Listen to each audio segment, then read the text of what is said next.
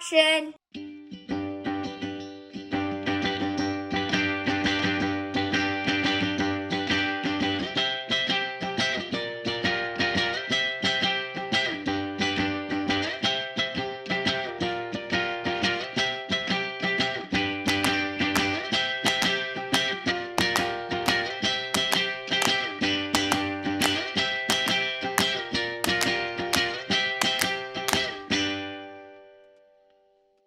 All right. Hey, everybody. Welcome to another episode of All Talk. My name is Mike All, your host. Today, we've got a longtime friend and Chicago comedian that I absolutely love. She is a producer of the Logan Square or the Logan Theater open mic, and she has her own podcast called Parental Advisory that is amazing, hosted on the People of Comedy Network. Everybody should check that out as well. So please welcome Lia Berman. Hi. Hello, how are you? Hi from my enclosed back porch that we kind of made a home office in the last 4 weeks. Yeah, exactly. I think everybody is doing that now. Where can I put an office? This is it. Well, it works well. It's got good sound. So. Yeah, well, good. Okay, good. Good. So I always have to bring this up because it's one of my favorite stories of you. We'll get to the Parental Advisory Podcast, but I know we've talked about this so many times before, but the first time we met. I know what you're going to say. It was the most amazing thing. It was at Game Piazza, I believe. It was a Ryan Budge produced show. It was a Brian Budge show. It was in Downers Grove. Yeah, that's it. Yeah. Yeah. Just and like this weird place, and it was strip mall, like very strip mall-y. Right, and it was everybody with like big screen TVs playing games. It was like this game. They had like this little crappy area in the back, and there was like maybe 5 people watching, if that. I had just started stand up too. Like I had just started, so I was just taking like any gig you can get. Right. Like you're just like going for it. Yeah, I felt bad because like I got on stage and I like shit on the room, and it's like, dude, Brian is busting his ass to try and do this, and I'm up here shitting on his room. Like afterwards, I felt bad because like you now know at this point, like producing shows, like whether it's an open mic or whatever it is, you never know what you're gonna get, but it's always you're gonna bust your ass. It's gonna be hard. And you're gonna have 2 people or 100 people. Right. Right. But they had a menu. They did have a menu. They had a menu. They did have a menu. And it was like chicken fingers. It was like ridiculous bar food. But then there was a PB&J sandwich. It was like hot. Right. And it wasn't a sandwich. It was like a peanut butter and jelly burrito. It was the best. It is to this day the best peanut butter and jelly sandwich I've ever had in my entire life. I've never had one. I've tried recreating it a couple of times. Have you tried? Yeah, I can't. It's impossible. No, it's not good. And like, I'm sure I was like fairly high when I ate it, but like, but still, it was still like so good, because God, that would have been what, 2005, 2006? Oh no. God, was it? Yeah, it was a long time ago. I've been here a while. Like the time. No, it wasn't, because it was after I got back from New Jersey, so it would have been 2010. 2008? Oh, 10? Yeah, maybe. 10. Yeah, I think it was 10. I think it was 2010. Like it's all blurring together lately. Like I've been here long enough that I'm just like, when was that? Like, right. Exactly. Yeah, like what decade? Like I've been here in 2 decades. Okay. Yeah, it was somewhere between 2008, 2011. Oh yeah, that would make sense though, because that's about when I started. Yeah. It's about when I started. Yeah. Oh man. God, that's so funny. It's so fun. It was so good, and that room, just like everybody up there working so hard. And just those 5 people didn't get. It's like they were there for the peanut butter and jelly. And I have to find them, but I still have all the flyers, like from Do you really? Everything, like the printed flyers. Wow. Yeah. So my little girls, the twins, would take flyers that had my pictures on them and take them to school and hang them up in their locker. And I didn't even know they were doing it until I opened up their locker one time because they share a locker, and I'm like, what is that? Oh my God, I love that. I love that. Yeah. Yeah. It's So fun, like, because they know that you are a comedian. Yeah, they call it telling jokes. They say that my dad tells jokes. Tells jokes. Yeah. Or my papa. They all call me papa. Yeah, they're like they're like, Papa tells jokes. And they'll tell me jokes that are like, god awful kid jokes that don't make any sense. And then like I'll be heading out to Zany's or something. They'll be like, you gonna tell my joke tonight? Yeah. Tell my joke, because that's a really good joke. And I'm like, yeah, I'm definitely telling it. On it. Yeah. On it. Nothing entertains 35 to 50-year-olds more than a 5-year-old's joke. Oh my God. That's exactly.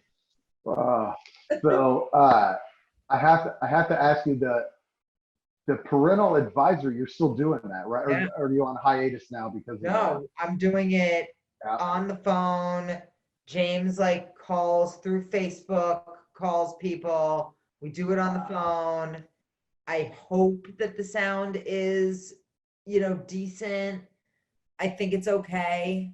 Yeah. Like, I think that people like understand like this, but we're totally doing it. I just had the most unbelievable guest on, and like, it's been good. Yeah. Is it somebody you can tell who's been on, or that you're having? The one that was just on? Yeah, the one that was just on. That was really good. She's amazing. I know her from working out. And I was like, oh, you should be on my podcast. And she's like, I'm totally down. And she was raised by, her mom was blind. Okay. And I was just like, just her whole story about like growing up and like kind of having to like take care of stuff that like a normal 13-year-old like wasn't going to have to take care of. You know what I mean? Right. And she's an only child and she has only one kid. And I've been kind of doing this series on like moms with only one kid and like the guilt that's associated with, because I only have one kid, but I'm like vacillating between, and like, I can't believe I'm saying this to you. I mean, you have 4, but there is this like, I'm a lot older than like you were when you had them. Yeah. Yeah. People get, I don't, having more than one kid, I try not to judge people because I know what it's like. But there are people who are like, you only have one kid. Like, they're just super judgy about it. And it's like, dude, they made a decision to have one. That's fine. Also, just, and there's so much guilt. And there's so much guilt on like I have a brother, so I can't imagine like not, him not having a brother, or I can't imagine that. But like at the same time, like Jackson was an accident, and like maybe that's the way it's supposed to be. And like, Exactly. Yeah. That's what I'm thinking about. Yeah, there's lots of stuff to think about that you have to move forward with that stuff. And if you don't have accident. Oh yeah, exactly. Well, I said the same thing with Alex. Like we weren't expecting twins. Like it wasn't. It's amazing and it's great, and I'm glad we did it. But yeah, I mean and if you decide not to have another one, that's completely fine. I've got you covered. I know. You can hang out with some of that. Yeah, exactly. The population's gonna be fine.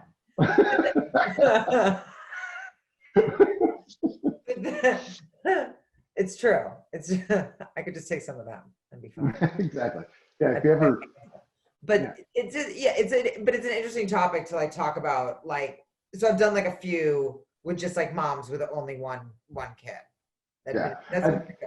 This episode, I don't want to give it away, but like it's not just. It's all these different like things, and she's just so brilliant and an amazing storyteller. So the podcast just kind of like took on a life. Like if you have the right guest, right? Somebody who can tell a story. Yeah, is she a single mom or is she married? No, she's married. Yeah. No, she was raised by a single mom who was blind. It's just. Oh God, yeah. So hopefully that'll be coming out soon. Then, so I'd love to get. Yeah, it's out. This one's out. Oh, okay, cool. Just came out. All right, I'll have to listen to it. So that's actually been like really good because like with the lounge closed for the time being, like it's been good to like not necessarily joke, but just like talk. Right. Exactly. You know, Yeah, not argue. I don't want to argue on Facebook. no. Like I don't want to. Yeah, I just want to have a conversation Well, and and be like, I'm done listening to myself talk. So I was like, oh yeah, tell me a story. Like, right, exactly. Yeah, trust me, I am a better listener right now than I think I've ever been. Someone starts talking, and I'm like, same. hmm, Yeah, yeah. Well, me too.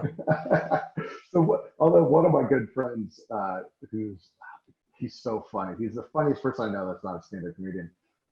He went to the currency exchange and was like in line for like an hour. He had to do whatever it was he was doing, and he was like, "I thought that I was missing people," and he was like, "Nope, I don't." Like after an hour in the currency Yeah, exchange, he's fine. like, "I'm good. Fine. I'm good. I'm good. I'm I'm gonna good. go back to. Gonna go back over here." You must be loving it though, because you're like a huge wrestling fan, I and there's like am. all this wrestling on.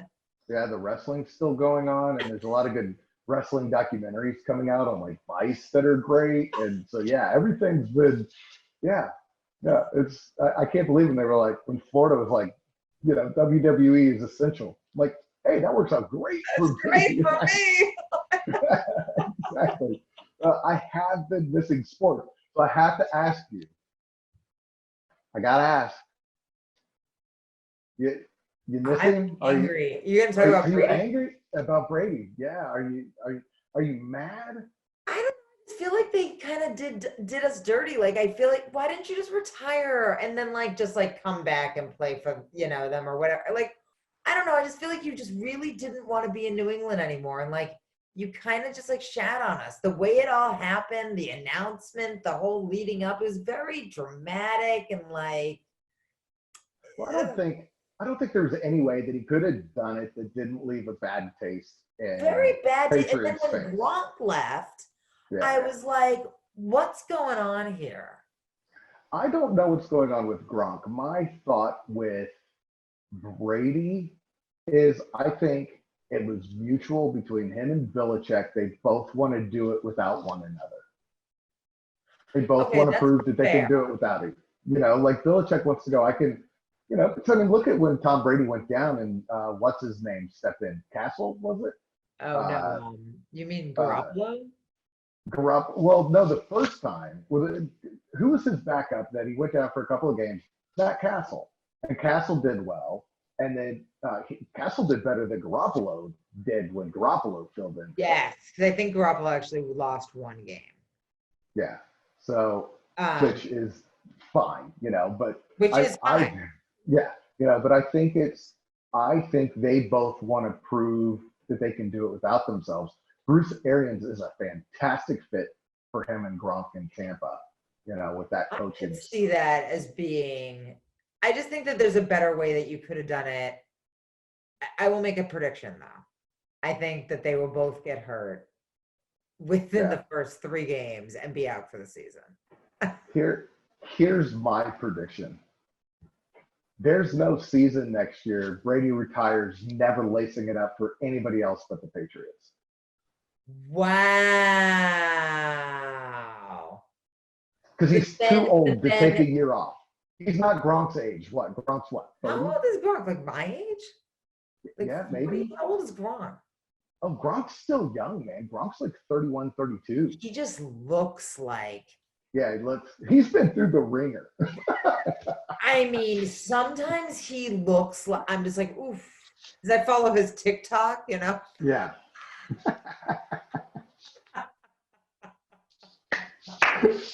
Hey, you know what?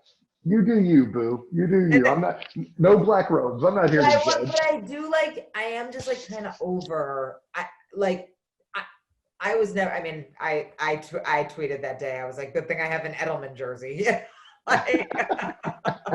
Only one left. Yeah, exactly. That's not right.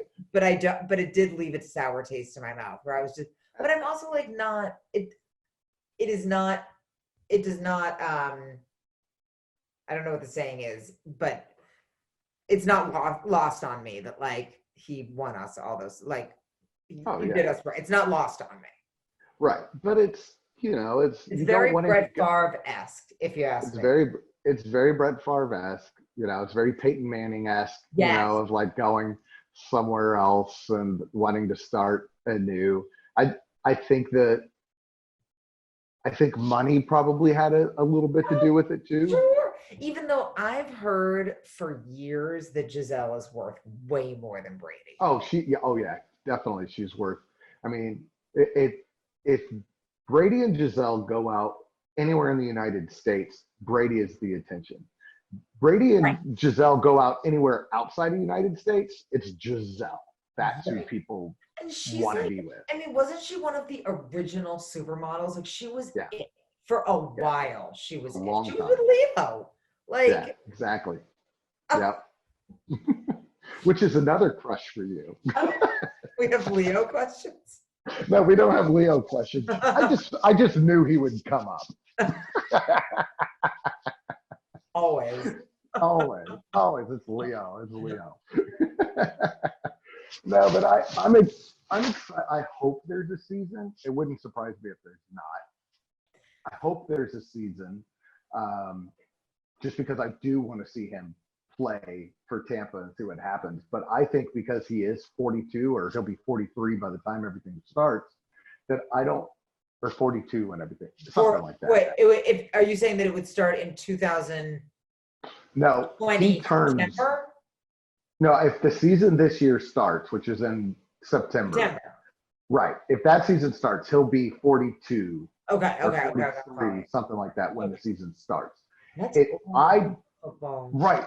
If there's not a season, I don't think at that age he can take a year off. Yeah, that's for football. That's old. Right. But what's weird is, as a diehard Detroit Lions fan, I wouldn't mind a year being off because my quarterback Stafford needs a year off. He broke his back last year. I mean, he's supposed to be healthy and good to go, but having him take another year off would be great. Is he a young guy? Is he a young guy? He's 34, 35. Yeah. So, I mean, he's getting up there in football years. For a quarterback, that's old.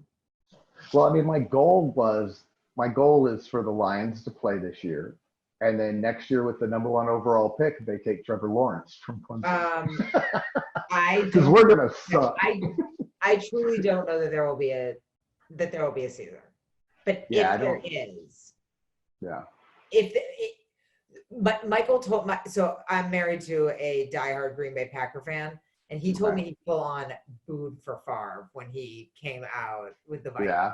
And I'm just like, and he lived by Favre. Wow. So, but I couldn't see myself booing for Brady. No. I just couldn't see that. That'd be like me booing Barry Sanders. Like, not gonna happen. No, you can't do that.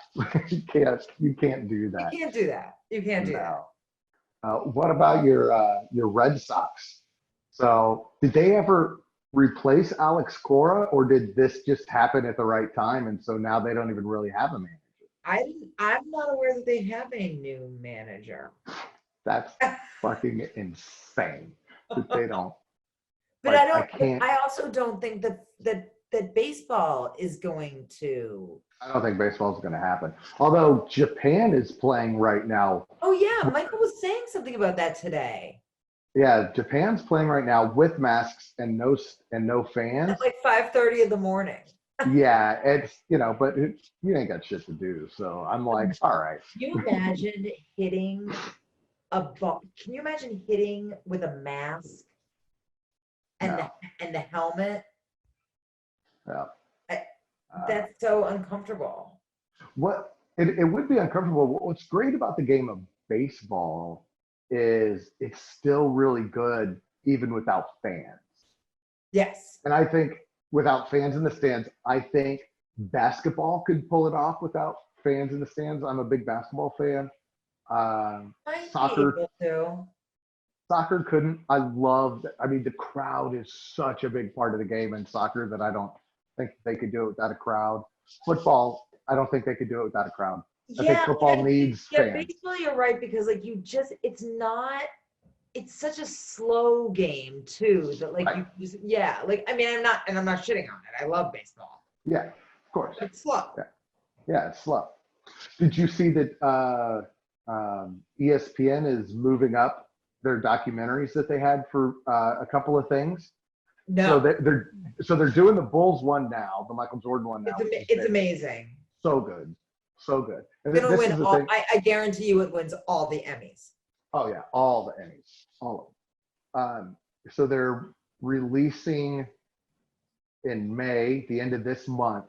They did a Sammy Sosa, Mark McGuire one from 1998. I remember that story so vividly. So vividly, yeah, I remember that because that was at that point. Baseball was still trying to get back from the '94 strike. I mean, it was 4 years later. They were still trying to get their fans back. They were still trying to get everything.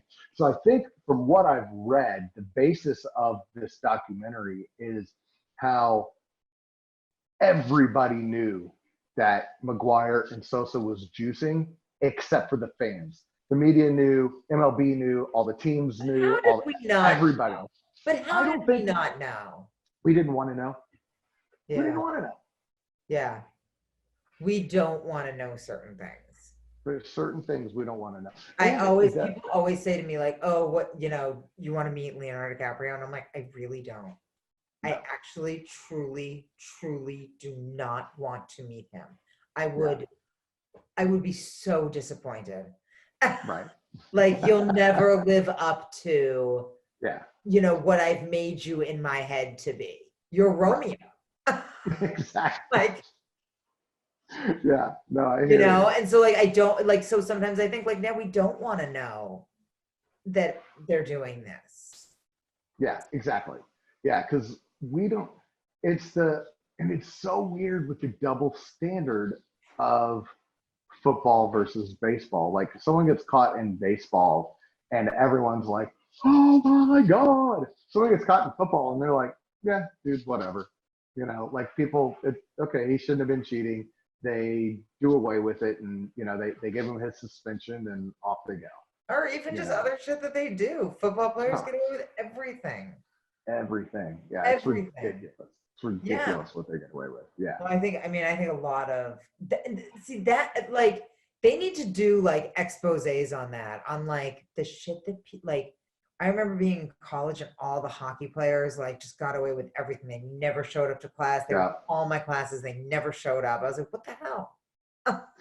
That'd be an interesting debate. Who gets away with more? Athletes, politicians? Athletes, politicians, entertainers. I would put entertainers last. Yeah. I mean, they get away with a certain amount of shit, but I think they get a lot of shit. Like they just have like a lot of people around them that can give them things. Right. Like there's more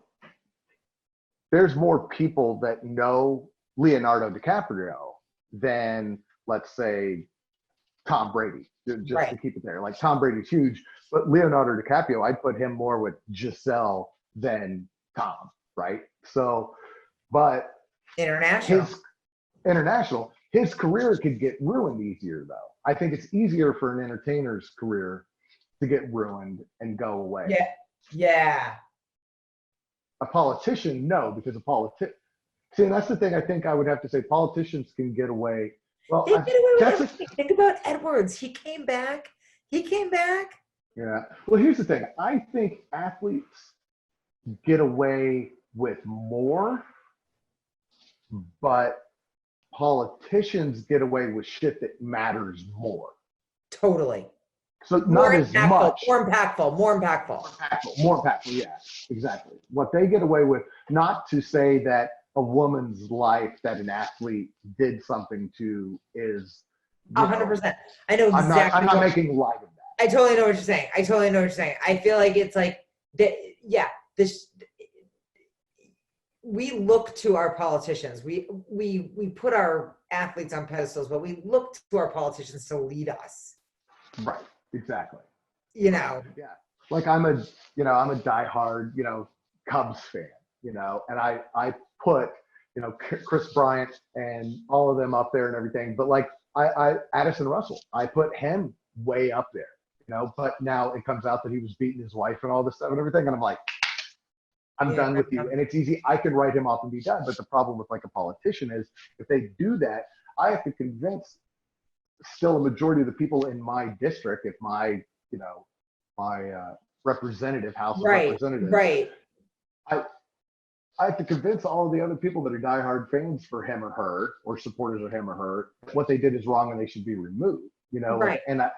Once I write off Addison Russell, he has no real impact on my life, right? Like he's got none on my life, other than when he was playing. I wanted him to see, but no I was gonna real say impact. his winning made you happy.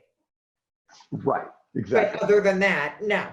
No, But if my representative like screws something up, I'm like, hello. Now, Hello. and now there's lead in your water. Yeah. Right, exactly. Yeah. I try not to. I don't want to take it towards politics, but like sometimes it gets there. But, I know. We'll switch. Let's switch. All right, so we've been talking. Let's skip that other segment. Let's get to this last segment that we're calling ambush. Ambush. Wait. Ambushed. Is it your wife's handwriting? My wife did this one tonight. So my wife, the psychologist, wrote these topics down. So I haven't seen any of them. So let's see. No joke, Mike. This is like the most fun I've had in a week. Nice. So this is hilarious. So when Sherry and I first moved here in 2002, they didn't call ATMs. They called them cash stations. Do you remember that? In Chicago? In Chicago, when we moved here, even above the ATMs, it said cash station, and it was so funny because I do vaguely remember that. With what cracked us up about it was with the Chicago accent, it came out as cashation. Cashation. You can go to the cashation. I'm like, what the fuck is a cashation? That's hysterical. I have to tell you, my favorite thing when I first moved here, I worked with this guy, Todd. And I'm Tad. I'm from Oklahoma. Like, I don't know any of these words or anything. And we moved out here via Denver. And this guy, Todd, kept calling me a jagoff. He's like, you're a fucking jagoff. Jagoff. That is like such a Midwestern word. So Midwestern. So after like months of him calling me a jagoff, I was like, Todd, what the fuck? I was like, what's a jagoff? He goes, you're a fucking jagoff. And I was like, fuck you, man. I go, spell jagoff. And he goes, Jyagoph. Jagoff. Leave me the fuck alone. I was like, I don't know where I'm at or what's going on. I was like, I'm just going to go back to work.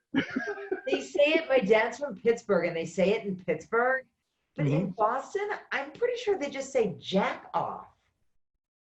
Like Jack, like jack off? Like you're a jack off. Yeah, jack off makes. Jag off is like, that's one of the things I love about Chicago.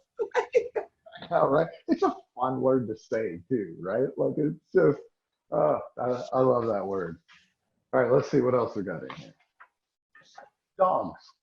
Like, Dogs. do I like them? Do you have one? Do you like them? I do not have them. You like them? And I did not grow up with a dog. Oh, really? Yes. We were not a dog family. There were no animals per se in Beth Berman's house. But I have a cat right now. Yeah. That I got randomly 15 years ago, and we're still hanging out. The thing about cats, they live for fucking ever. Forever. And this cat is still Sprite. He is still waking me up at 3 a.m. for food. Like, he's a pain, but we're together. My old roommate that I was living with when Sherry and I met, he had this cat named Tammy. And Tammy was the most fucked up cat. Like, when we moved in together, Tammy was already old, probably 15, 16 years old. And here's the thing about Tammy. She got up every morning at 6 o'clock in the morning and wanted to be fed because my roommate had been living at home. And that's when his dad got up and fed the cat. Well, dude, we're in our early 20s. Like, we're not getting up to feed the cat at 6 o'clock. But here's the annoying thing. Tammy, when she was really young, my roommate accidentally slammed her tail in a door and it broke off. So her tail was only about that long. It gets even better. She had 6 claws on each hand, all 4, right? And so like when she would wake you up, she would knead you on your Oh neck. my It was like she God. was Oh my choking God. you. And it gets even better. She sounded like she smoked 2 packs a day. And she just like,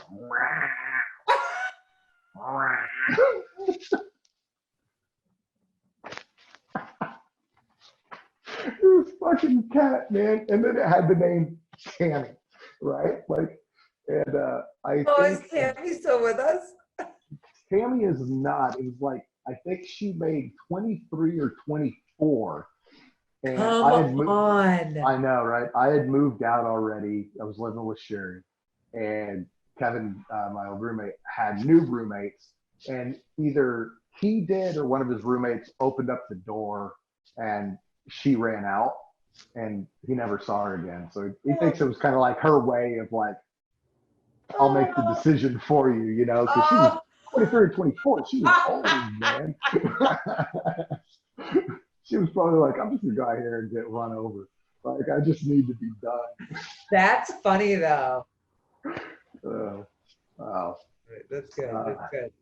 All right, let's do one more, then we'll All wrap right. it up. I think we have one more here. We do. Okay, Brillo pads. What's oh, for the pan? Yeah. Oh yeah, I'm a frequent user. So you're a Brillo pad, not like a scrub brush. Oh no, I'm a steel wool. You're I'm straight a up Brillo steel, pad, still wool. Oh man. like I should go get it. Like one of those, you know, Yeah, I know exactly what you're talking like about. and it's kind of bouncy. Yeah, it's got a little handle on it. Yeah, Yeah. get Yeah. in there. Really get in there. I stopped using those, and this is why. I found a much easier way to do it. On all of my pans, when I'm done cooking, if they're burned or anything's wrong with them, pro tip, somebody who cooks all the time now, uh, I fill them up with water, my pan all the way up with water. I put it on the stove. I bring it to a boil. I boil it for 5 minutes, and everything basically just wipes out of the bottom. Wait, what? Wait, Just water. what? Just water.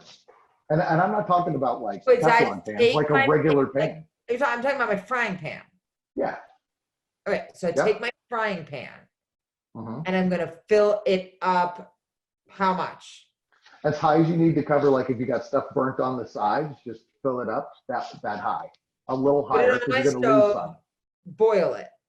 Turn it up to high, boil it for like 5 minutes. And then I have a scrub brush. And while it's still boiling, I'll just scrub in there and it'll come off. And then I'll see if it needs to go any longer. And then if not, I just put it in the sink, turn it over, scrub it out, hit it with some soap. Done.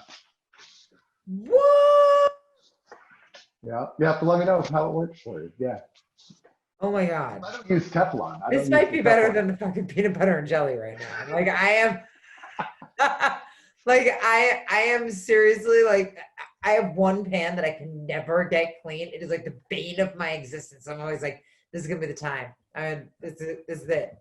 Boil it down. I'm gonna get this bitch this day. I'm gonna do this. And then it never happens. Yeah, but I don't want you to like 2 months from now, like we'll be talking again and you'll be like, hey, that thing really works, but now I can't carry my groceries because my arms are too weak because I'm not scrubbing anymore. You know, can I tell you that like there have been days when I have literally been like, I can't do one more dish. I can't. I literally, I'm done. I cannot do one more dish. I do not care. I will leave them there. And I hate leaving dishes in the sink. Can I give you another pro tip then? Yes. Get the fucking, have more kids. Wait, what? Get the fucking and have more kids. They do dishes. They do dishes. They do See, dishes. They do dishes. there are pros and cons to this. There's pros. See how we tied that all back together? Did you always want to have like more than one though? Were you guys always like, we're gonna have more than one? Yeah, we were always gonna have 2. And then when we had 2, we were like, this is pretty awesome. We like this. So we were like, let's try for a third. And I'd be lying if I said weren't trying for a boy. Like, we had two Well, girls. yeah. Let's see if we can get a boy. And then we got two more girls. So, do you have sisters? I do.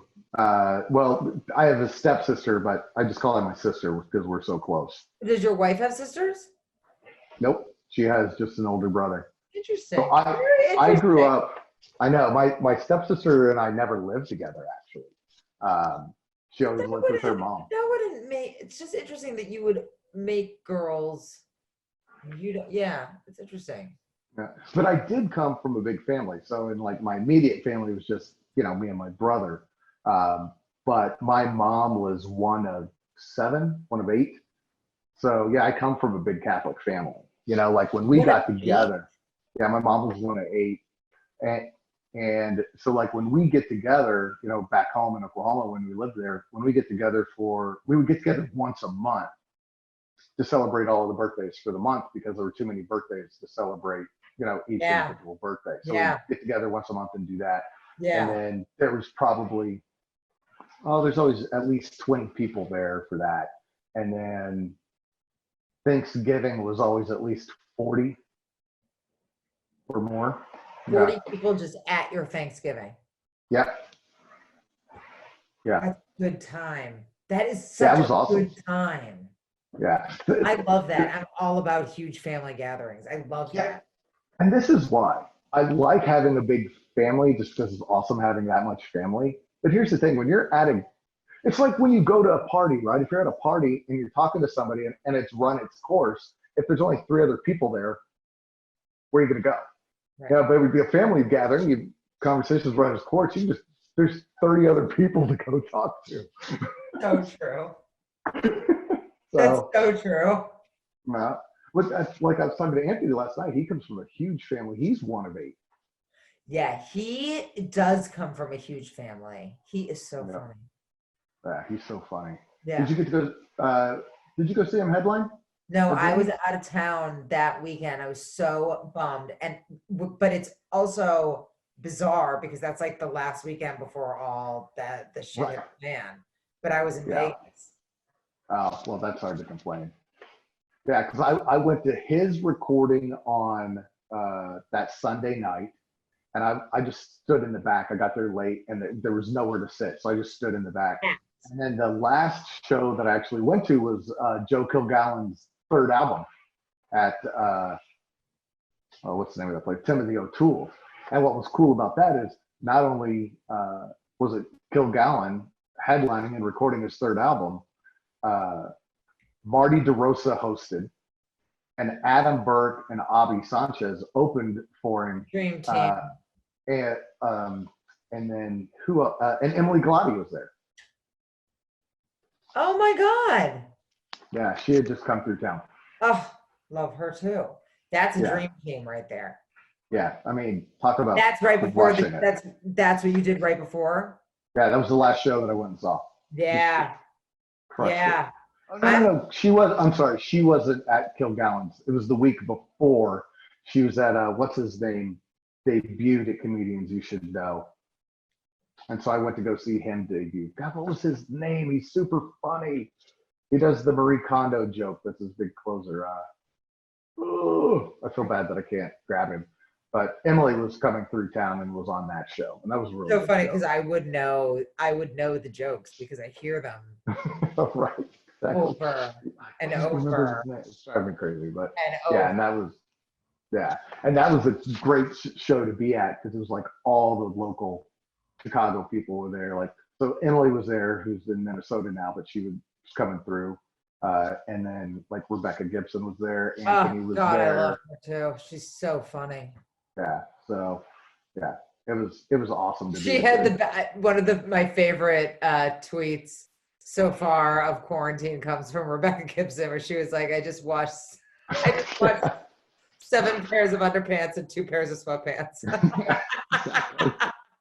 Yeah, exactly. That's us. Yep, exactly. Well, hey, thanks so much for taking it out. So it's Parental Advisory. Parental Advisory Podcast. People of Comedy Network. When do the episodes come out, or try and come out? They come out on Mondays, and we've got a ton, but we're always looking for other people. So if anybody's out there and they are a parent, they have some good stories about anything that's going on. Stuff. We just talk about parenting. Just talk about parenting. You've been on. That was fun. You had a great episode. It was great. We just talk about your story, and I asked. I'm just like, oh, cool. I want to learn about that. That's cool. Yeah, that was a lot of fun. I had not learned the boiling your frying pan trick at that point yet, though. I was thinking when you were telling me that, I was like, why did we not talk about this? But this was fun. This was fun. Thank you so much for joining us, and I'll definitely have you back at some point. So thanks a lot. Yes. Stay safe.